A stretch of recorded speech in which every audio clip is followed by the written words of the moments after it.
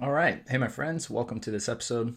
And in this episode, we're going to talk about how more knowledge about OCD and anxiety doesn't equal more results. And I'm really going to talk about this idea of why people kind of move to education in tough times and how that's actually counterproductive. So, for those of you that don't know me, before we dive in, my name is Matt Codde. I'm a licensed clinical social worker. I'm the author of the book From Stuck to Unstuck, and I'm the creator of the AAA Response. And so, if you're looking for help and guidance on your path to recovery from OCD and anxiety, I have some links right down in the notes that can get you started. It'll take you over to restoredminds.com, which is our platform.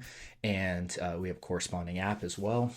And with all that, it's really about teaching you the skills to really be your own therapist and to really break out of this loop. And so please check out those links or head over to Restored Minds. Also, if you are a longtime listener to the show or you're enjoying the content, please help us out by liking, subscribing, as well as leaving a comment or review on iTunes and Spotify. So with that said, let's go ahead and dive in. Um, so a lot of times what I see happen is when symptoms spike up. So that might be someone feeling anxious. It might be, feeling sensations in the body. It might be, getting more intrusive thoughts, getting triggered. What a lot of people do is they kind of run to education.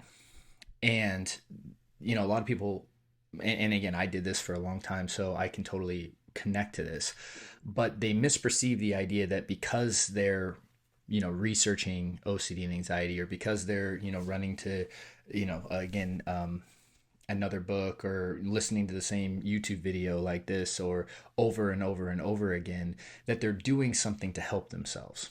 And the reality is that that's pretty far from the truth.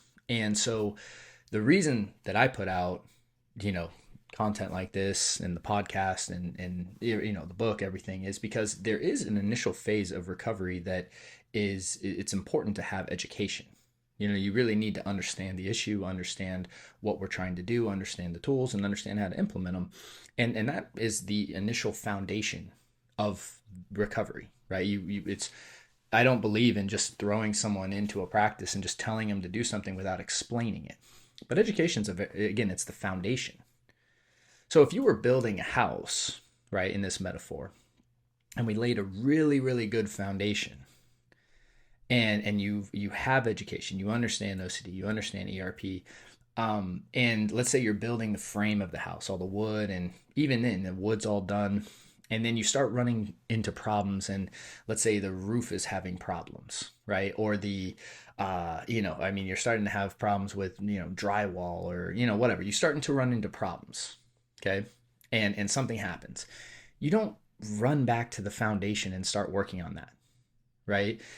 Your foundation is set, and now it's really about implementing the tools when you need to do it. And sometimes, again, triggers will happen. Sometimes energy will come up. Sometimes it might just be certain people in your life that you might find very triggering, and when that happens is when you need to put the work in.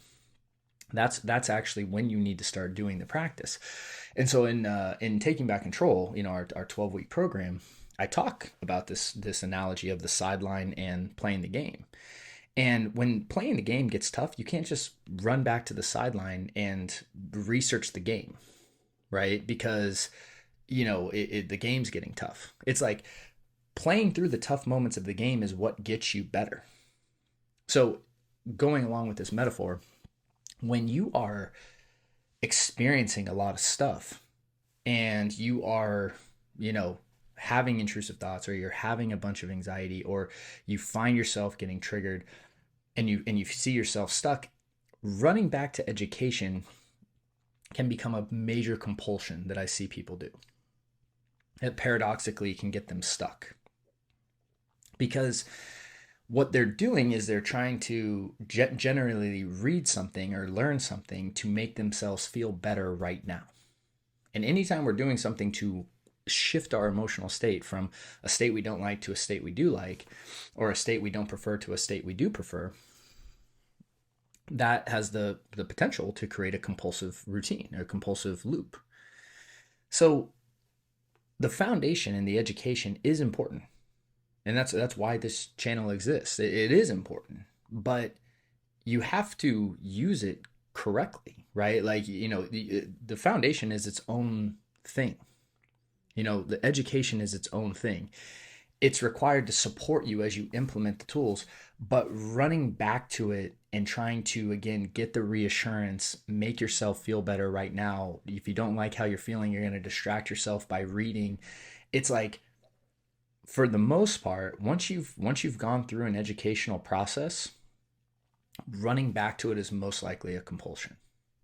It's not bad to get refreshers from time to time. I'm not saying that, but it it becomes counterproductive. And educating yourself about OCD is not the same as breaking out of OCD, right? They're not the same thing.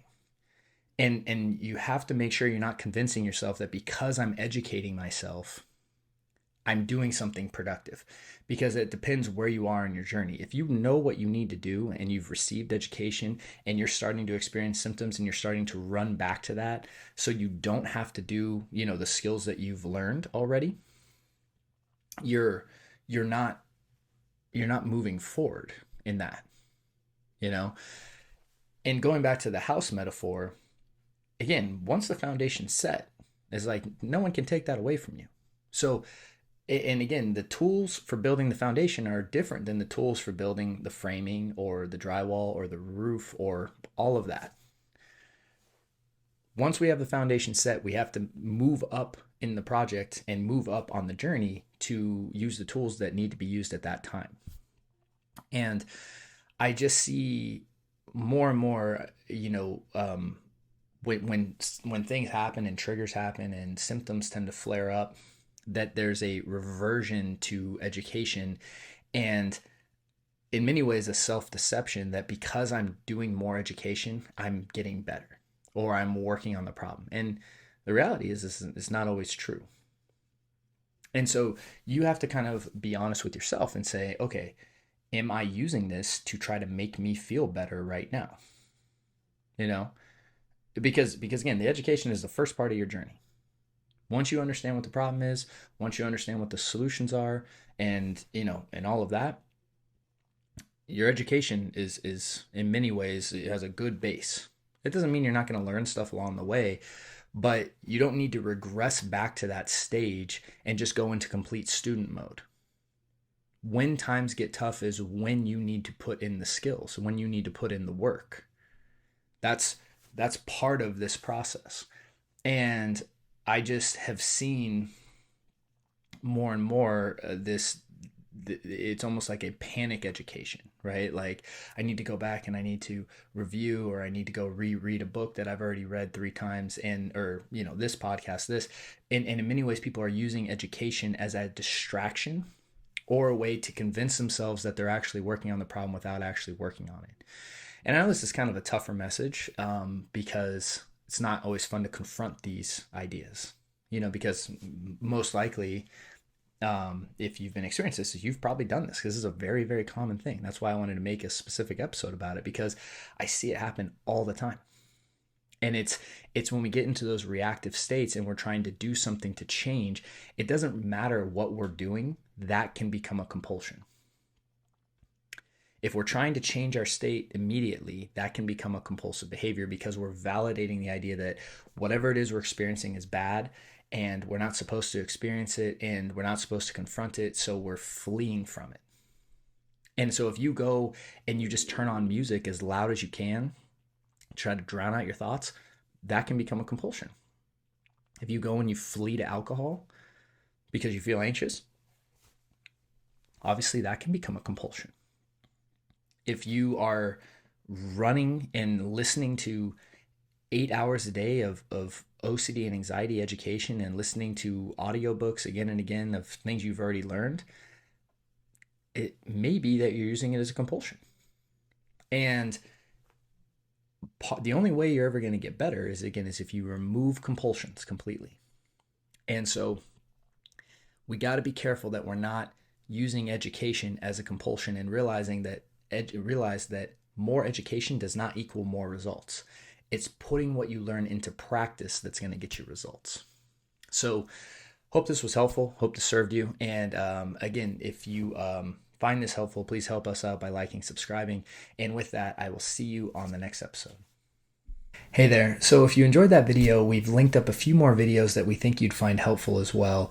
And if you have found this helpful, we'd really appreciate your support by liking and subscribing. And if you're looking for help and guidance, please check out restoredminds.com as we have several options for you to get started. See you guys soon.